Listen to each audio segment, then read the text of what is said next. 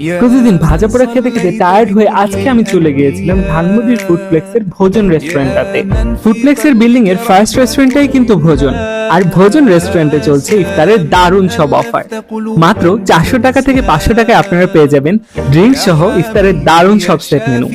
মজার ব্যাপার হচ্ছে ভোজন রেস্টুরেন্টটাতে আপনারা চাইলে কোকোনাট ট্রাই করতে পারেন। একদম আপনার সামনে তারা কোকোনাটটা ওপেন করে দেবে।